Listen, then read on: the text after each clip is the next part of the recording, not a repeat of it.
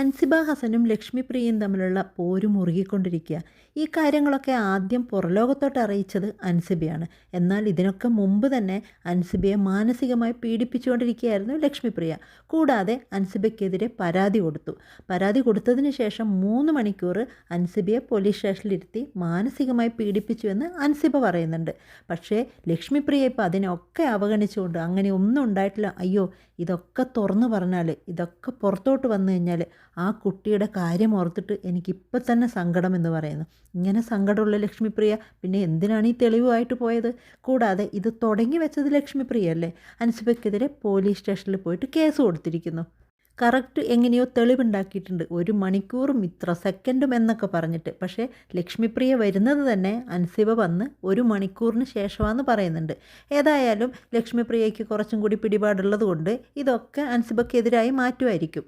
അതല്ല ലക്ഷ്മിപ്രിയാണോ സത്യം എന്നുള്ളതൊക്കെ കണ്ടുപിടിക്കണം. പക്ഷേ ഇപ്പം ലക്ഷ്മിപ്രിയ പറയുന്ന കേൾക്കുമ്പം ഒരു പരിഹാസമാണ് തോന്നുന്നത് അല്ലേ? ആദ്യം അൻസിബയ്ക്കെതിരെ കേസ് കൊടുത്തത് ലക്ഷ്മിപ്രിയയാണ്. തൻ്റെ മൊബൈലിൽ ഒരു മെസ്സേജ് അയച്ചു എന്നുള്ളൊരു കാരണത്തിനാണ് 3 മണിക്കൂർ അൻസിബയെ പോലീസ് സ്റ്റേഷനിൽ എത്തിച്ചതും അവിടെ വെച്ച് മാനസികമായി പീഡിപ്പിച്ചതും. ഈ ഒരു ഫോണിൽ വന്ന മെസ്സേജ് ദുബായിൽ നിന്നെടുത്ത ഫോട്ടോയെ പറ്റി അങ്ങനെ എന്തോ ചോദിച്ചതാണ്. ഈ ഒരു മെസ്സേജ് കൊണ്ട് ഇത്രയും വർഷം സ്നേഹിച്ച് കല്യാണം കഴിച്ച ഭർത്താവിന് എന്തെങ്കിലും ഡൗട്ട് വരാൻ എന്താ ഇത്ര കാര്യം? ഇങ്ങനെയൊരു ചെറിയൊരു മെസ്സേജ് കൊണ്ട് ഡൗട്ട് വരാൻ മാത്രം ഉള്ളൊരു ബന്ധമാണോ? അതോ ലക്ഷ്മിപ്രിയ എന്തെങ്കിലും ചെയ്യൂ എന്നുള്ള പേടി കൊണ്ടാണോ ഇത്രത്തോളം ഡൗട്ട് അടിച്ചത്? എന്നിട്ട് ചോദിക്കുകയാണ്, എൻ്റെ മൊബൈലിലോട്ട് ഇന്ന മെസ്സേജ് വരാൻ പാടില്ല, അല്ലെങ്കിൽ അതിനെപ്പറ്റി എനിക്ക് പറഞ്ഞുകൂടെ എന്നുള്ളത്. നമ്മുടെയൊക്കെ പരിചയമുള്ളവർക്ക് ഇപ്പോൾ എന്തെങ്കിലും പെട്ടെന്ന് തിരക്കിലാണെങ്കിൽ ദുബായിൽ നിന്ന് എടുത്ത ഫോട്ടോ എന്ന് ചോദിച്ചതിന് കുടുംബം തകരാൻ മാത്രം, അല്ലെങ്കിൽ ഇതുപോലെ കേസ് കൊടുക്കാൻ മാത്രം എന്താണ് എന്ന് മനസ്സിലാവുന്നില്ല. പിന്നെ അൻസിബ പറയുന്നത് തെറ്റാണെങ്കിൽ അൻസിബക്കറിയാം ഇതൊക്കെ അന്വേഷണം വരും, ഞാനിത് പുറലോകത്തോട്ടാണ് വിളിച്ച് പറഞ്ഞിരിക്കുന്നത്. ലക്ഷ്മിപ്രിയയെ പോലെ എന്തെങ്കിലും വിളിച്ചു പറയുന്ന ഒരാളായിട്ട് തോന്നിയിട്ടില്ല അൻസിബയെ. നമ്മൾ കേൾക്കുമ്പോൾ തന്നെ എത്ര പക്വതയോടുകൂടിയാണ് അൻസിബ പറഞ്ഞത്. അപ്പോൾ അൻസിബക്കറിയാം പുറലോകത്ത് വന്നിട്ട് സോഷ്യൽ മീഡിയയിൽ ഇങ്ങനെയൊരു കാര്യം പറയുമ്പോൾ അതിനെപ്പറ്റി അന്വേഷിക്കും, അത് തെറ്റാണെന്ന് അറിഞ്ഞു കഴിഞ്ഞാൽ എത്രത്തോളം മോശക്കാരിയാവും എന്നൊക്കെ അറിഞ്ഞുകൊണ്ട് തന്നെയല്ലേ അൻസിബ ഇതൊക്കെ പറഞ്ഞത്. ഒരു നോട്ടീസും കൂടാതെ അൻസിബയെ പോലീസ് സ്റ്റേഷനിൽ വിളിച്ചു വരുത്തുക, ഇതുപോലെ 3 മണിക്കൂർ ചോദ്യം ചെയ്യുക, ഇങ്ങനെയൊക്കെ പറഞ്ഞു. അതുപോലെ മാനസികമായി വല്ലാത്ത ബുദ്ധിമുട്ട് ആ കുട്ടിക്കുണ്ടായി. അതുകൊണ്ട് അത്രയും ധൈര്യം കൊണ്ട് തന്നെയാണല്ലോ 1 കോടി രൂപ നഷ്ടപരിഹാരം ചോദിച്ചത് അൻസിബ.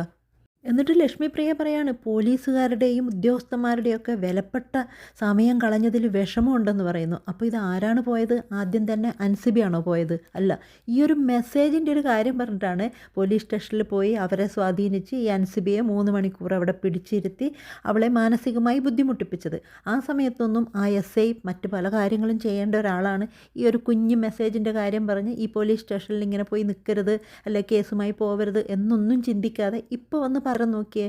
അൻസിബയുടെ DNA ശരിയല്ല, രണ്ടാനച്ഛനുമായിട്ട് ബന്ധം, മോഹൻലാലുമായിട്ട് ബന്ധം, ജിഹാദി, ഇതുപോലെ പല കാര്യങ്ങളും പറഞ്ഞപ്പോൾ അൻസിബയെ സഹായിക്കാനോ അല്ല അതിൻ്റെ അകത്ത് ചർച്ച ചെയ്യാനോ ആരും ഉണ്ടായിരുന്നില്ലല്ലോ.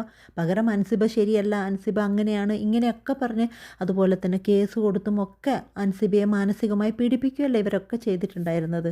എന്തുകൊണ്ടോ അൻസിബയുടെ നിലപാട് അതൊരു അഭിനന്ദനം തന്നെയാണ്. ഈ DNA മോശമാണ് എന്നൊക്കെ പറയുമ്പോൾ അൻസിബയുടെ കുടുംബത്തെ തന്നെയാണ് പറയുന്നത്. അതുപോലെ തന്നെ രണ്ടാനച്ഛനുമായിട്ട് ബന്ധമുണ്ട്, ഇതൊക്കെ പറയുമ്പോൾ അതൊന്നും ഇവർക്കൊരു പ്രശ്നം ഉണ്ടായില്ല. പക്ഷേ ഇവരൊക്കെ ചിന്തിച്ചിരുന്നത് ഇവരുടെ കളികളൊന്നും പുറത്തു വരില്ല, കാരണം അമ്മയിലുള്ള പ്രശ്നങ്ങൾ അമ്മയിൽ തന്നെ ഒതുക്കി തീർക്കുക, അങ്ങനെയാണല്ലോ അവരിപ്പോൾ തന്നെ പറയുന്നത്. ഈ പുറലോകത്ത് കൊണ്ടുവന്ന് വലിച്ചഴക്കരുതായിരുന്നു എന്നൊക്കെ പറയുന്നുണ്ടല്ലോ. മോഹൻലാലിനെ ചേർത്തൊക്കെ പറയുമ്പോൾ ഇവർ ചെറിയ ആളൊന്നുമല്ല, കാരണം ഏറ്റവും മുതിർന്ന ഏറ്റവും ഇതുള്ള മോഹൻലാലും മമ്മൂട്ടി അവരെയൊക്കെ ചേർത്ത് പറയുമ്പോൾ അവർ അറിഞ്ഞു കഴിഞ്ഞാൽ എന്താവും എന്നൊന്നും പേടിയില്ലാതെ അവരെ പറ്റിയൊക്കെ പറയാനുണ്ടെങ്കിൽ അവർക്ക് അത്രത്തോളം ശക്തി ഉണ്ടാവാം. കാരണം സപ്പോർട്ടുകൾ അങ്ങനെയുള്ള എന്തെങ്കിലുമൊക്കെ ഇല്ലാതെ ഇവർക്ക് ഇത്ര ധൈര്യം വരുമോ? അൻസിബയെ പറയുക എന്ന് പറഞ്ഞാൽ മോഹൻലാലിനെയൊക്കെ ചേർത്ത് പറയണമെങ്കിൽ അത്രത്തോളം ധൈര്യം ഉണ്ടാവും. എന്നിട്ട് ഇതൊക്കെ പറഞ്ഞ ടിനി ടോം ഇവർക്കെല്ലാവർക്കും വലിയവൻ. ഇതൊക്കെ പറഞ്ഞ അയ്യോ ടിനി ടോം അങ്ങനെയൊന്നും ചെയ്യില്ല എന്നുള്ള രീതിയിലാണ് ഇവരുടെ ആ ഒരു ഭാഷ. ഇനിയിപ്പോൾ ആർക്കെങ്കിലും തോന്നുന്നുണ്ടോ ഈ അൻസിബയ്ക്ക് നീതി കിട്ടുമെന്ന്? ഇതിനേക്കാൾ വലിയ പ്രശ്നങ്ങളുണ്ടായിട്ട് ആ കുട്ടിക്ക് ഇതുവരെ നീതി കിട്ടിയോ? എന്നിട്ടാണോ ഈ അൻസിബയ്ക്ക് നീതി കിട്ടുന്നത്? എന്താണ് പകരം ഉണ്ടാവുന്നത്? അൻസിബയ്ക്ക് പിന്നെ ഒരു സിനിമയും ഉണ്ടാവില്ല, ആരും വിളിക്കില്ലല്ലോ. കാരണം എല്ലാവരും വിളിച്ചു പറയുമല്ലോ അൻസിബയെ ഈ സിനിമയിൽ എടുക്കരുതെന്ന്. കാരണം പാർവതി തിരുവോത്തൊക്കെ അനുഭവിച്ചത് നമുക്കറിയുന്ന കാര്യമല്ലേ. ഇതൊക്കെ കേൾക്കുമ്പോൾ നമുക്ക് മനസ്സിലാവുന്നത് എന്താണ്? ഈ അമ്മയുടെ തലപ്പത്തിരിക്കുന്ന ഉണ്ണി ശിവപാലാണെങ്കിലും, കുക്കു പരമേശ്വരൻ, ലക്ഷ്മിപ്രിയ, ശ്വേതാ മേനോൻ ഇവർക്കൊന്നും ഇപ്പം നല്ലൊരു സിനിമയൊന്നും ഉള്ളതായിട്ട് നമ്മൾ കാണുന്നില്ല. അപ്പോൾ ഇവർക്കൊക്കെ കൈയിട്ട് വാരാൻ പറ്റുന്ന നല്ലൊരു സംഘടനയാണ് ഇപ്പോൾ ഈ അമ്മ. നമ്മൾ തന്നെ കേട്ടതല്ലേ, ക്ഷേത്ര കമ്മിറ്റി ഇവർക്ക് കൊടുത്ത ലക്ഷങ്ങളുടെ കാര്യം. അതുപോലെ എവിടുന്നൊക്കെ ഇവർക്ക് പണം കിട്ടിയിട്ടുണ്ടാവാം? ഇത്രത്തോളം പണം എന്തിനാണ് ഇവർക്ക്? ഈ കിട്ടുന്ന പണമൊക്കെ ഇവർ ഇത്രയും പെൻഷനായിട്ട് കൊടുക്കുന്നുണ്ടോ? അപ്പോൾ ഇതിൽ നിന്നൊക്കെ നല്ലതുപോലെ ഇവർക്ക് സമ്പാദിക്കാൻ പറ്റുന്നുണ്ട്. അത് ഈ അൻസിബയുടെ സംസാരത്തിലായാലും എല്ലാവരുടെ സംസാരത്തിലായാലും മനസ്സിലാവുന്നുണ്ടല്ലോ. അതാണല്ലോ അൻസിബ ആദ്യം എതിർത്തത്. എന്തായാലും ലക്ഷ്മിപ്രിയയ്ക്കും ശ്വേതാ മേനോനൊക്കെ അറിയുമായിരിക്കും, ചിന്തിക്കുന്നുണ്ടാവാം. നമുക്കായിരിക്കും ഏതായാലും സപ്പോർട്ട് കൂടുതൽ കിട്ടുന്നത് വലിയ ആൾക്കാരുടെ ഇടയിൽ നിന്ന്. അങ്ങനെ ഒരു സപ്പോർട്ട് കിട്ടും എന്നുള്ളത് കൊണ്ട് തന്നെയാണല്ലോ അവർക്ക് ഇത്ര ധൈര്യം ഇതൊക്കെ ചെയ്യാൻ വേണ്ടിയിട്ട്. പാടില്ലാത്ത കാര്യങ്ങൾ സ്പോൺസർഷിപ്പ് എടുക്കുന്നത് അതൊന്നും തെറ്റല്ല എന്നുള്ള രീതിയിൽ ഇപ്പോഴും അവരത് ചെയ്യുന്നത് അല്ലേ, അവർ പറയുന്നത് അവർക്കിതുപോലെ സപ്പോർട്ട് കിട്ടുമെന്ന് വിചാരിച്ചിട്ടല്ലേ. എന്തായാലും സത്യം തുറന്നു പറഞ്ഞാൽ അൻസിബി ആയിരിക്കും സമൂഹത്തിൻ്റെ മുമ്പിൽ ഇനി തെറ്റുകാരിയായി മാറുന്നത്. അതിലേക്ക് വിരൽ ചൂണ്ടുന്നതാണ് നമ്മൾ കഴിഞ്ഞ ദിവസം ലക്ഷ്മിപ്രിയയുടെ ആ ഒരു സംസാരം നമ്മൾ കേട്ടിട്ടുണ്ടായത്. രസം അതല്ല, ഈ കുട്ടിക്കെതിരെ കേസ് കൊടുത്തു 3 മണിക്കൂർ അൻസിബ തന്നെ പറയുന്നുണ്ട്. അന്ന് നീന കുറുപ്പിൻ്റെ ഒരു വോയിസ് നമ്മൾ കേട്ടിട്ടുണ്ടായില്ലേ? നീന കുറുപ്പിന് ലക്ഷ്മിപ്രിയ പറയുന്ന ശാപവാക്കുകളും പ്രാക്കും ഒക്കെ കേട്ടില്ലേ? അതിനേക്കാൾ മുന്തിയ തരം പ്രാക്കായിരുന്നു അന്ന് പോലീസ് സ്റ്റേഷനിലിരുന്ന് അൻസിബയോട് പറഞ്ഞതെന്ന്. എന്നിട്ടാണ് പറയുന്നത്, ഇപ്പോഴും എനിക്ക് ആ കുട്ടിയെ ഭയങ്കര ഇഷ്ടമാണ്, ആ മോൾക്ക് ഞാൻ ഗിഫ്റ്റ് കൊടുത്തു, ആ മോൾ എനിക്ക് അങ്ങനെയാണ് എന്ന് ഇത്രയും അൻസിബയെ പറഞ്ഞിട്ട് കേരളം മുഴുവനും ആ കുട്ടിയെ എതിർത്ത് പറയും, നാണം കെടും എന്നൊക്കെ പറയുമ്പോഴും ഇടയ്ക്കിടയ്ക്ക് പറയാണ് ആ മോളെ എനിക്കിപ്പോഴും വലിയ ഇഷ്ടമാണെന്ന്. എങ്ങനെയാണ്? കേട്ടിരിക്കുന്നവർക്ക് നാണമില്ലേ? ലക്ഷ്മിപ്രിയക്ക് നാണമില്ലെങ്കിലും അൻസിബക്ക് വലിയ സപ്പോർട്ടൊന്നുമില്ല, വിരലിലെണ്ണാവുന്ന കുറച്ച് ആളുകളേ ഉള്ളൂ. ആസിഫ് അലി ഇപ്പോൾ സപ്പോർട്ട് കൊടുത്തിട്ടുണ്ട്.